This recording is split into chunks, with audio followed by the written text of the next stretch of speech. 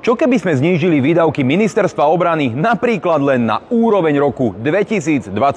Získali by sme dvakrát toľko peňazí, ako štát získa na tej nezmyselnej, zničujúcej transakčnej dani. Lenže samozrejme, vláda nechce šetriť na sebe, radšej všetko vyberie od ľudí. Takto jednoducho sa dá transakčná daň zrušiť a ľuďom priniesť slobodu. Pretože tu hovoríme o vážnej veci. Ozvala sa mi staršia pani, ktorá je doslova zúfala z toho, ako ju štát zdiera. Popri dôchodku si ako živnostníčka privyrába tým, že predáva staršie vzácnejšie knihy a objednávku vo výške viac ako 100 eur skrátka zákazník neprijal a ona mu musela vrátiť túto sumu na jeho účet. Z toho, že mu len vrátila peniaze, že nič nezarobila, musela odviesť viac ako 40 centov štátu na transakčnej dani. Vy totiž nezdaňujete to, čo zarobíte. Vy zdaňujete len to, že reálne fungujete a podnikáte. Rovnako ako keď platíte transakčnú daň z odvedenej DPH-čky. To znamená, že vy zdaňujete zdaňovanie. Je to nehoráznosť a nezmysel.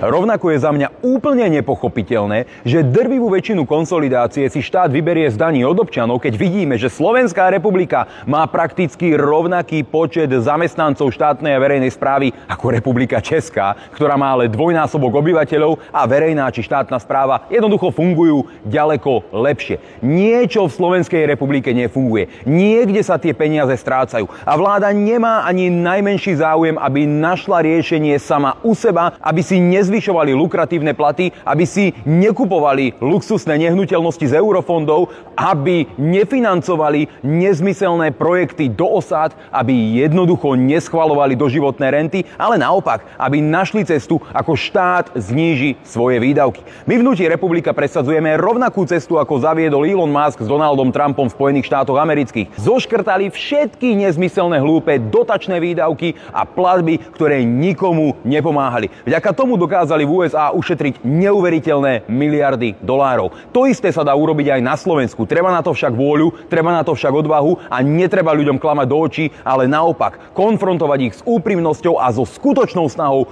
pomôcť zlepšiť ich život. Pretože nekonečné zvyšovanie daní a trestanie malých živnostníkov len za to, že sa legálne snažia podnikať a pomáhajú štátu, nie je pre nás v hnutí Republika nejaké riešenie.